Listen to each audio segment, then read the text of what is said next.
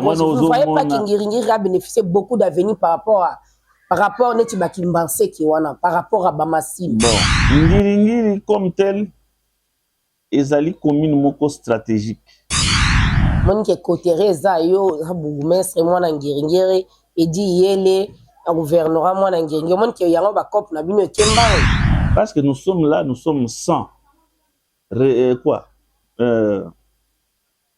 sans financement, soit c'est un gouvernement provincial, soit c'est un gouvernement central, sans rétrocession. On dit ma peu pour rétropé à moi 3 mois besoin. Prenez 18 mois, on vous donne 10 000 francs et 10 000 $, pour gérer toute une entité. Insuffisant. Le fonctionnement de la commune demande combien? Quand un bourgmestre, il n'a pas de salaire, il n'a pas de prime, il n'a même pas encore touché même les frais de son installation jusqu'aujourd'hui.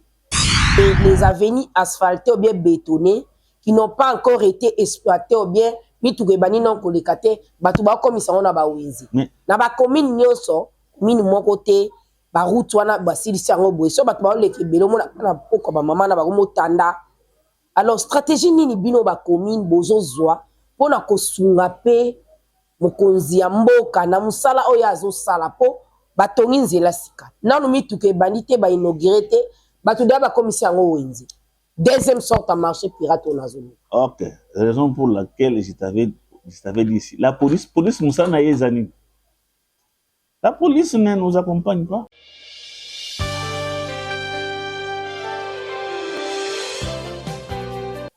Kinezo Bonga, Kinelinda, un projet laissé par le gouverneur de la ville et le gouvernement central sur les routes de la ville province de Kinshasa, routes secondaires qui posent des soucis majeurs avec des embouteillages monstrueux. Mesdames et messieurs, bonsoir et bienvenue à ce numéro de Bienvenue à bord qui va être consacré aux routes. Nous sommes à la commune d'Ngiringiri. Ngiringiri est parmi les communes qui ont bénéficié quand même l'appui du chef de l'État, Félix Antoine Tshisekedi, ce qui concerne les infrastructures. Nous allons échanger avec le bourgmestre de la commune de Ngiringiri. Bonjour, monsieur le maire. Bonjour, madame la journaliste. Vous allez bien? À la grâce de Dieu, nous sommes bien portants. Voilà. Tolingi toye balelo Ngiringiri, c'est quand même commune Oyo et bénéficier d'infrastructures. Donc, qu'est-ce qu'on peut faire comme lecture la commune Ngiringiri? Merci beaucoup pour motuna na yo. Osali malamu lokola yo moko pe oye à la source. On a oublié pourquoi le développement tant dans la commune de Ngiringiri. La commune de Ngiringiri a été créée en 1957 par les colonisateurs. En 1960, le 30 juin, les colonisateurs ont passé la remise de reprise avec la République démocratique du Congo. Et les colons ont laissé la gestion de cette commune dans les mains des natifs congolais, dont le premier c'est Papa Diomi Ndongala. Okay. Et Papa Gaston Diomi, le père de Diomi Ndongala. Jusqu'aujourd'hui, en 1923, en 2023, je m'excuse, ngai moumbu na bino na komi bourgmestre na commune oyo Ngiringiri oyo ezali commune oyo emoni ngai kokola pe komona ngai kokoma na ndenge na commune puisque naza mwana Ngiringiri. Je suis natif de Ngiringiri, j'ai grandi ici en Ngiringiri. On a besoin de la question Zoloba, je crois que quand je suis arrivé aux commandes le 5 janvier 2023, la commune de Ngiringiri tozalaki na avenue moko oyo batiaki mwa victime, et c'est l'avenue Ngiringiri même ezalaki vraiment nyonso te, et avec aussi une partie à avenue Asosa. Okay.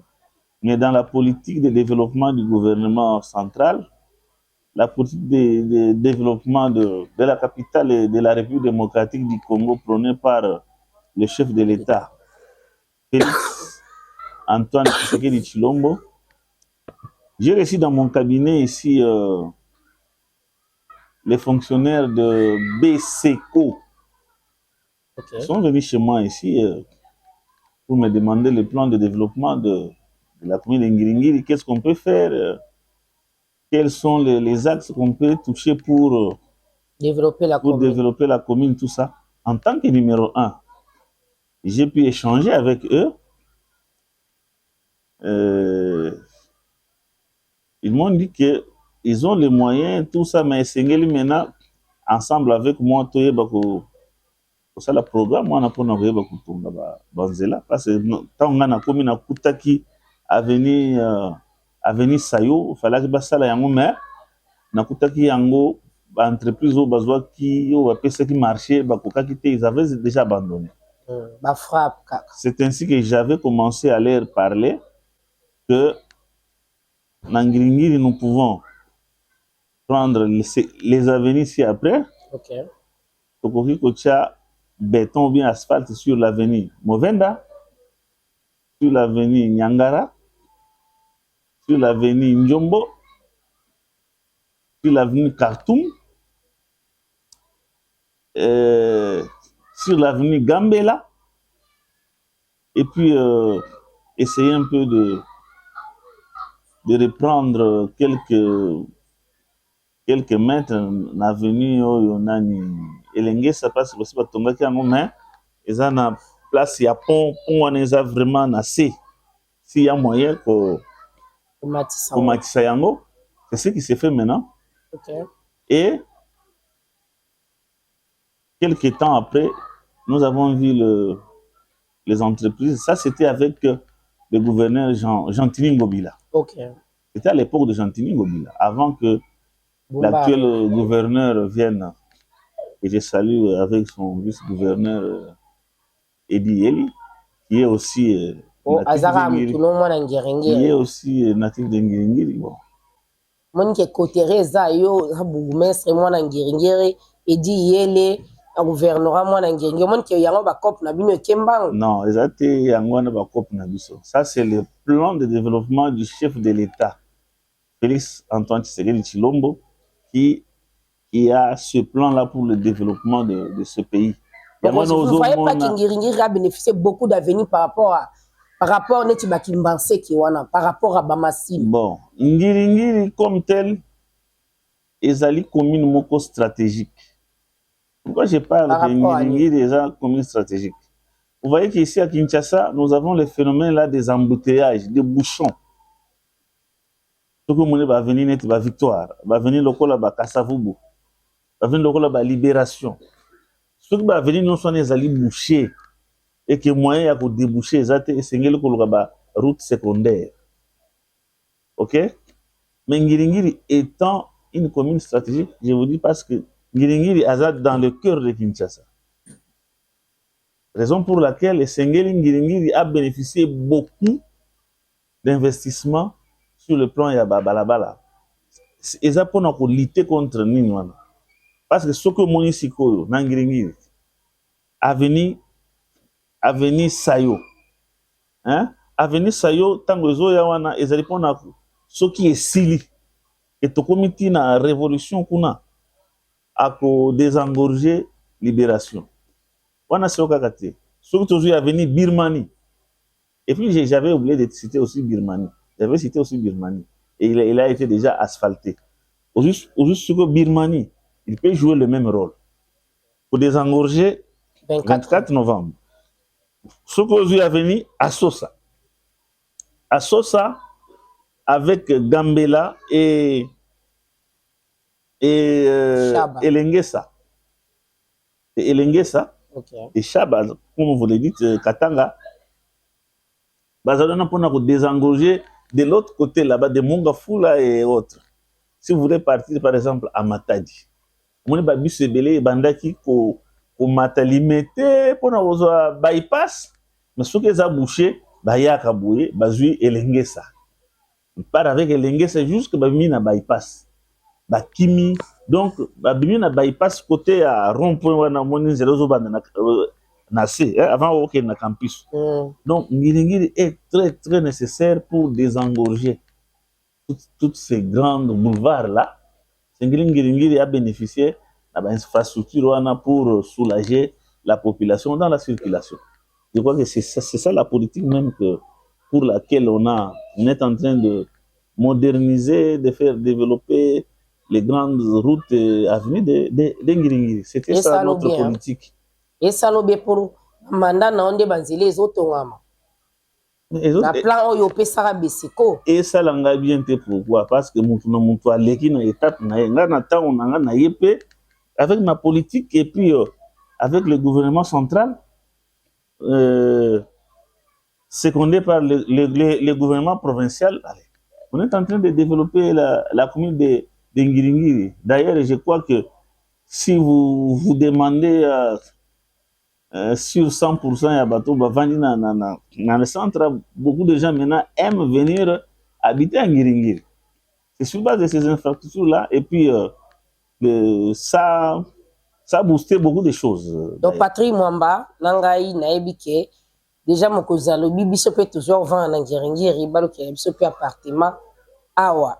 Mais c'est les maires toujours avancer na nous. Deuxième question nangai zali toyo kinengo lobby osali pe mwa ba lobby na yo bandaki na Beseko si oyo okoma lelo Ngilingili a bénéficier d'infrastructures routières. Alors tolingi pe toyeba makambo nanu bozo lobela kini ezobonga. Oui. Balabala eza wenziti. Oui. Mais c'est pas ce qui se voit sur le terrain. Donc terrain eza le coup là moi bino slogan eza le roi butu. Dans quel sens? Pour ça na lobina bimisa caméra awa otalango a na surveillant na écran mona ke ba venino siza balabala. OK. Aussi. Voilà, celle-ci. Bon, je crois que vous êtes sans ignorer que au moment qui a dans une époque là, j'étais sur le terrain en train de briser toutes ces histoires là. Et j'étais accompagné des ministres provinciaux de l'environnement. Mais je vous dis la vérité. Écoutez-moi très bien.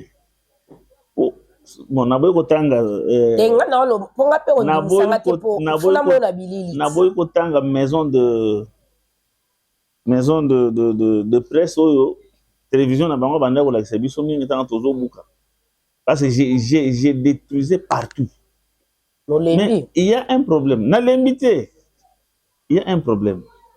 Bokei bobuki na butu batwa na bazongi. Bokei bobuki batwa na bazongi. Parce que la police a un service à relève. Voilà. Les problèmes, tu as déniché les problèmes. Ce n'est pas le bourgmestre qui va faire le travail de la police. La police a une mission na ye. Bourgmestre a une mission na ye. Nga nazo kita nazo buka. Na buki na kei. Mais le suivi c'est la police. La police c'est ngela landela. Tolekaki na mukonzi atobuki bozongi ndenge nini.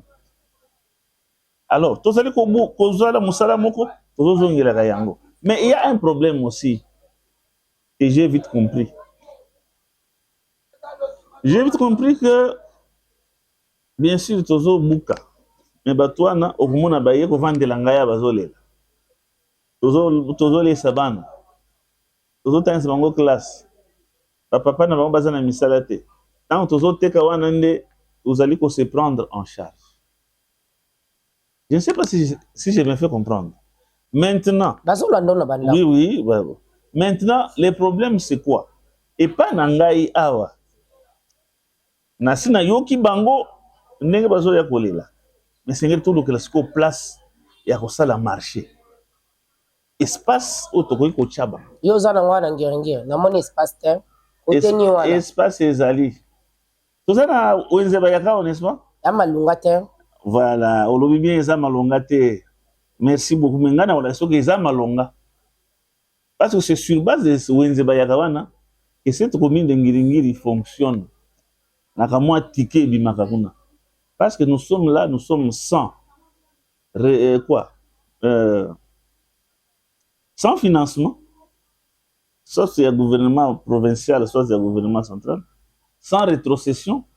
Mais comment les gens ont dit ils ont dit non, bon bah foutre ya ticket là na silisa non tout n'est pas question. Et non là au bosana. Ok. On dit ma pour rétropé à moi 3 mois besoin quitter. Écoutez-moi très bien. Avec Excellence Gentili Ngobila, nous avons fait avec lui, je crois, 1 année et demie. Il nous a donné 2 fois seulement de rétrocession. Prenez 18 mois, on vous donne 10 000 francs et 10 000 $, pour gérer toute une entité. Insuffisant. Avec l'actuel, nous allons aussi vers 1 année et demie. Il nous a donné aussi 2 fois. Mais vous ne voyez pas les fonctionnements de la commune demandent combien. Quand un bourgmestre, il n'a pas de salaire, il n'a pas de prime, il n'a même pas encore touché même les frais de son installation jusqu'à aujourd'hui. Raison pour laquelle je suis en train de voir maintenant, parce que d'ici là, on va commencer les travaux de bétonnage de l'avenue Njombo. Okay. L'avenue Njombo traverse aussi le Wenzebayaka. Alors, maintenant, qu'est-ce qu'on doit faire?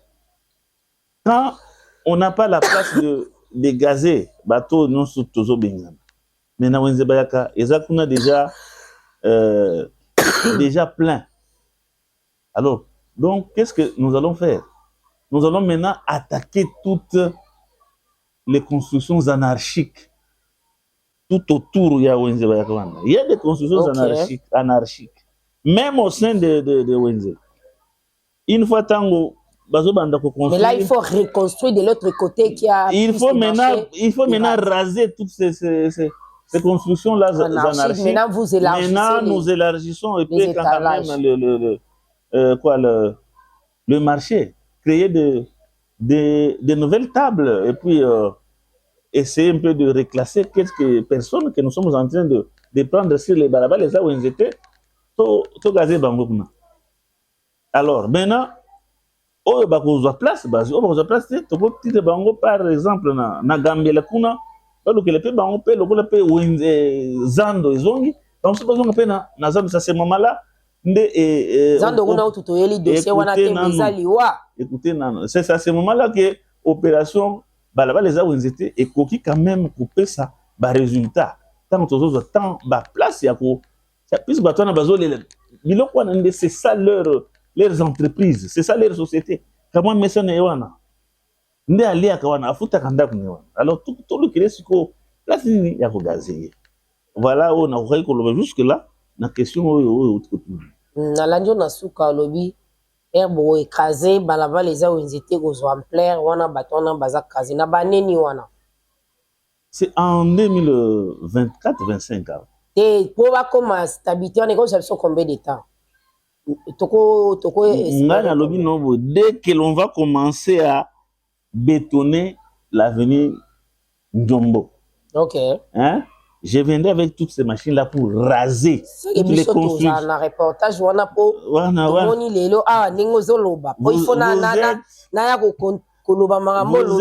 vous êtes une maison de... Il faut Bolandaka actualité, non? Mais on est à l'annonce au moi je n'ai pas l'argent. Mais vous suivez l'information là où elle est. Non, vous suivez l'information là où elle est. On va raser ces maisons ici parce que Bazak occuper espace spolié. Il y a commune Ngiringiri pe espace ya Wenzebayaka, on va les raser et puis mettre quelques tables là-bas pour récupérer aussi quelques gens qui sont en train de manœuvrer dans les coins là que nous sommes en train de les chasser chaque jour. On a un marché pirate oyo ezaki déjà construit banda kala bazo bongisa. Mais awa il y a un deuxième qui sort à marché pirate. Marché pirate marché pirate c'est un marché municipal. Mais on trouve des marchés pirates dans les marchés. Ça existe. Dans les je marchés. m'explique. Dans les marchés. Marché ya bayakeza munene.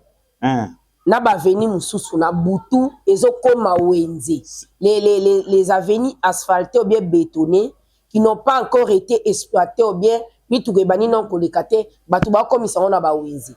Na ba commune nyonso mini moko te ba route wana ba silisi yango boye so batu ba leke belo mona na poko ba mama na ba komo tanda. Alors stratégie nini bino ba commune bozo zwa pona kosunga pe mokonzi ya mboka na musala oyo azosala po batongi nzela sika nanu mituke bandi te bainaugure te bato deya bakomisi yango wenze. Deuxième sorte à marché pirate on azoni. Ok, raison pour laquelle je t'avais dit ici. La police musala na yezani. La police ne nous accompagne pas. Mais bon, faut soulever on a ba réunion ya minene ya ministère intérieur ya sécurité bokendaka. Ok. Olobiango très bien. La police doit être à la page. Ça, ce n'est pas le bourgmestre qui m'a boutou, non, non. Ça, c'est le devoir de la police. Parce que nous avons la police. Tobuki tokei, sauf que la police a mon Asan, non. On le très bien que Balabala est si bien noté. Au moni, Batubazo, Bakanivo, ils ont déjà bouché. Maman, ça c'est le problème de la mentalité des Congolais. Il y a des fois, Tozali Koloba chaque samedi, naba itinérance Koloba. Alors, Tozali Kokita, Kopekisa Bango. Alors, il y a des fois même, Bokei, dans la police, Bobengi Sibatua na Baye. Après, ils ont mentalité, on est Congolais avec changer mentalité. Na réunion sécurité, yo pe le cours au assistant major ou bien capitaine au hasard awa. Ce qui peut soulever en gros aux disposition et aux stratégie au petit colonel ou bien major. Toujours ça va être exécuté dans mon boutou PA. N'est-ce ni kuna est-ce que batu belément ba na terrain parce que ils ont vraiment constat très amer. Zele zotunga mamena boutou et comme marché mutaina malewa zolamba wana bachena bakiti. C'est ça le problème que je venais de vous dire. Wana police ndengo zo bana ba chef na bango ok ndo sala musana ozela kate bourgmestre sala baneke kede na coin tel non. Nous avons des sous-siat dans tous les coins là. Ba sous-siat les alliés parce que ici nous avons deux siat mais autant de sous-siat. Presque dans na ba coin ya ba venir nyonso zo bana asphalté. Ezana ba sous-siat. Ezana ba sous-siat. Esengeli ba toi na ba sala musala na bango. Comme il fallait. Voilà. Tozo chité na makamu matali dire ya banzela. Soki tozo tambula na bamboka libanda netinga na voyage mingi. Soki bazo tonga nzela omona batie panneau. Bakomi maître d'ouvrage. Entreprise ezo sala. Financer durée des travaux. Atanzela moko na ngenge na moni panneau. Donc, on a bien bakonzi boko reprocher ingénieur ote bazo sala. Donc banzele zo tongama mais mokonzi tozo ye ba direte. OK. Merci. Place wana en tout cas eza eloko na loba ina oyebisa yo. Merci. Soki eloko wana bino bo relevant parce que biso to ba président toza plus na terrain. Merci beaucoup pour la question. Ma question est sengela ki mingi autour na ministre provincial des infrastructures. OK. Parce que yende gouvernement central a pesi mbongo na gouvernement provincial au basala misala wana. Mais le patron qui chapeaute ça, c'est le ministre provincial des infrastructures. C'est à lui que vous devez poser cette question. Ce n'est pas au bourgmestre qui ne participe même pas. Même à Tabatona Bazali Koya Kobanda. Il ne voit même pas les bourgmestres pour les fiscs pour na comment dire? On soit plan. Même à Tambo, nous venons maintenant pour commencer à faire les travaux chez vous. Nous venons du ministère. Alors ça, c'est quelle collaboration? Voilà, collaborez-vous, le ministère des Infrastructures provinciales. Là aussi, je lance l'appel à Papa John Banza, charge d'infrastructure. Papa John Banza, c'est ministre national. National, parce que le gouvernement national, c'est sa provincial. Voilà. Voilà. Ministre provincial, parce que Kinelenda, on a été avec le ministre, n'a parcours en autre là.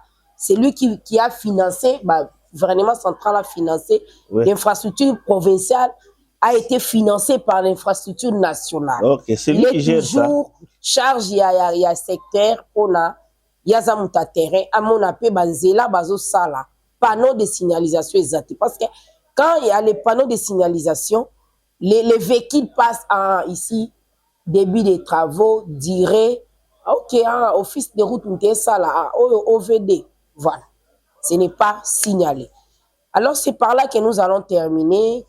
Comme question dans la souka, tout le monde a qui déclaration à Babou. Mais je ne peux pas passer, hein, mesdames et messieurs. Je ne suis pas trop politique, mais je suis devant un politicien. Cette question ne peut pas m'échapper. Je dois toujours les poser. Je dois toujours la poser. Alors, changement à la constitution, tout le monde a une déclaration à Bino. Tout le monde spectateur balandi. Question de personnel, les amis. Donc, il y a un groupe, au salaire IP avion, reproché constitutionnel. Madame. Naza na question moko oyo nga na koki kolobate que moi j'ai non nous avons un collectif de bourgmestres. Tout ce qui a été dit là, ça a été décidé par nous tous. Mutumota boyaki hein. Mutumoko boyaki te. Nani ngwa ko boy. Écoutez, mutumoko biso ba bourgmestres, nous sommes des autorités territoriales administrative, n'est-ce pas? Biso nde tozali ko gérer ba entité et à base. To yebi ba défaut oza na nini wana na constitution wana. Bato ba koma ya sika ba za sérieux. Écoutez-moi très bien madame. Oyo bazali ko koma oyo ya sika bazali ba congolais oyo ba yebi mboka na bango malamu. Oyo bayebi ndenge nyanga baza ko vivre na mboka na bango ke oyo constitution oyo ba belligérant bayaki nango po bayeba ndenge nyanga ya ko se couvrir na ba dégâts na bango na ba crime na bango basalaki na rébellion batailler constitution oyebi que écoutez nazolo bana oyebi papa Mosé Kabila akufi pourquoi. Ok, je parle avec toi sur les histoires là de l'Emera. Ok. L'Emera là, oyo, balobaki, bazoya, bakozo 300 km ya mboka na biso. Et loko wana ezalaki ya bango ba Rwandais. Ça, je parle des Rwandais. Parce que ce sont eux qui sont à la base de cette histoire. Mais monsieur Baba beau-frère na oti. Beau-frère Nangati? Beau-frère à Congolais. Beau-frère à Congolais. Bali, Congolais, moi, Bali, Rwandais, moi, Bala, Congolais. Non, ce n'est pas comme ça. Par exemple, moi, je peux me marier à une Rwandaise, n'est-ce pas? Quand les alliés Makamunanga, na yebisomi bali la Italimbo kate. Un Rwandais peut. Tobalana na bango bali ba Congolais. Mais wana sikoyo likambo nationalité tali mutu moko na moko. Makambo zolo bana sekrepe to clarifier yango na kati ya constitution oyo. To clarifier yango. Attends, comment ba sérieux? Je te dis que au bazo sala constitution ya maintenant ce sont nos frères. Baza ba politiciens, biso ba politiciens congolais nde tozali ko sala yango selon mboka na biso ndenge to ebeli yango. Nazo sekiso na no mokuzi parce que balobi passeport ya congolais la machine ya mundele bakota ngata 5 fois. Quelle nationalité nigérien pas aleki? Quelle nationalité pas lié comme Congo bakota bimi. Maman bakota bimi. Misha mundele zaka bodo to aspire à sérieuxité. Écoutez malam makambozo le wana na numéro ata mutete. Ce n'est pas dire que moi je n'ai jamais fait un voyage à l'étranger. Non, écoutez. Ça ce sont des ondits.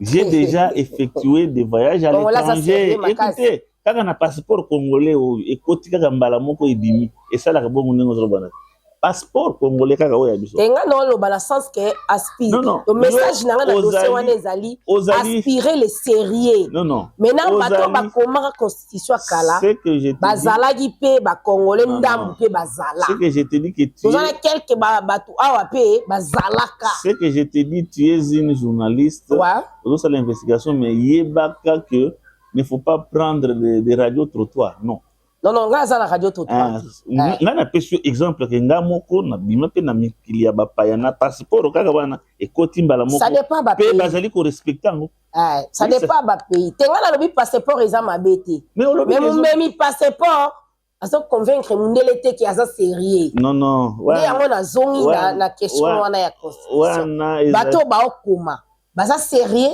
baza trop sérieux ça je te le dis parce que ezali constitution oya biso moko et comment me la ouais wana kotuna ngai kumemela kama voilà fidèle téléspectateur olingoye babisika bisika abiba komane na tuni rédaction nango eza côté nini zela koyeba totala ta préambule toyeba makambo nini ebandi na préambule okoyeba yango tango komona ke ebandi oyeba mais déjà ba idée ezali na ndenge tokobongisa mboka na biso sur base ya loi fondamentale qui est notre constitution. Voilà, mesdames et messieurs, monsieur le maire, votre mot de la fin, quel message lancerez-vous à votre population de la commune d'Ngiringiri à ce qui concerne surtout dégagement des routes? Bon, message, on appelle ça na commune d'Ngiringiri, il y a solo bomoni que nous avons bénéficié de beaucoup d'infrastructures. Et Sengeli biso moko toyeba ko assainir, to garder propriété, ya beauté, ya baveni au bazali ko construire biso. Au moins na 10 mètres, au Sengeli au moko tia propriété. 10 mètres, on a au moins que caniveau et cause la même matin na 4 mètres. Mais au commun liboso parcelle na yo otondisi salité kuma. Toujours parce que bourgmestre wana yaka ko sala salongo wate. Les bourgmestres son travail ce n'est pas de venir tirer devant ta parcelle. Bisika yo moko zozwa salité na ozo ko bwaka non. Ngana ko wana pona ya ko kanga yo. Parce que c'est ton devoir. Ozo sala ngote na yende ko kanga yo. Et wana zo senga na bino boy. D'ici là, ceux qui va venir au sur Sili, le gouvernement provincial a kozongisa banzela wana na gouvernement national, le gouvernement national a kozongisa wana chef de l'état ou mukolo vision wana. Mukolo vision akokita awa bisika basali musala wana po a inaugurer yango apese biso fungola.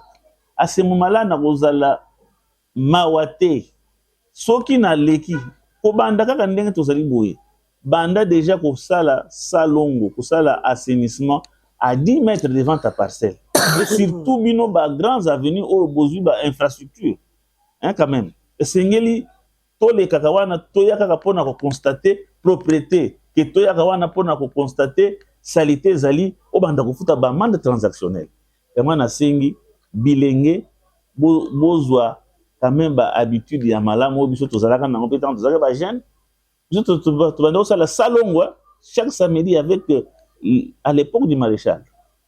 Alors bino pe na époque où tozali boye ba pe que salité pe ça maladie hein bo kombolaka liboso ba ndako na bino bo tiaka propriété na ba caniveau et l'équipe liboso ba mapangu na bino pe Ngiringiri engenga lokola tozaka na slogan na biso ke Ngiringiri eko ngenga Ngiringiri eko bonga. Voilà on a rekoloba na bino sur le plan ya assainissement ya Moana. Merci.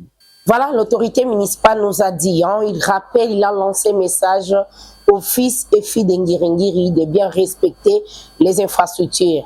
Oebike ozana lupangu na yo batongi balabala na lupangu na yo Obwaka kama basalite na kacha caniveau te 10 mètres ya ko nettoyer chaque samedi comme époque Mobutu ezalaki.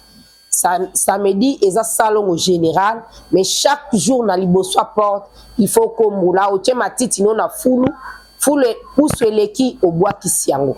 Voilà, c'est le message que les maires, mais c'est les maires de la commune de Guiringiri viennent de lancer à ce qui concerne les infrastructures. Il remercie quand même le chef de l'État parce que la commune a bénéficié d'infrastructures fiables, surtout bétonnées. C'est par là que nous mettons terme, mesdames et messieurs. La semaine prochaine, nous allons vous ramener à la commune d'Engaba pour échanger avec les bourgmestres aussi à ce qui concerne les routes construites là-bas. Il y a des soucis majeurs, il y a des routes qui sont construites, mais ils ont répondre à la norme. Bienvenue à bord, sera là pour le terrain, pour voir, pour palper du doigt sur les dossiers. Mesdames et messieurs, c'est par là que nous mettons terme pour cette émission. Je remercie l'équipe technique qui a travaillé directement pour la réussite de cette émission. Je vois Patrick Mwamba et je vois aussi Empereur Moulumba qui sont là derrière cette émission. D'ici là, portez-vous bien et bon sur les programmes sur la RTGR.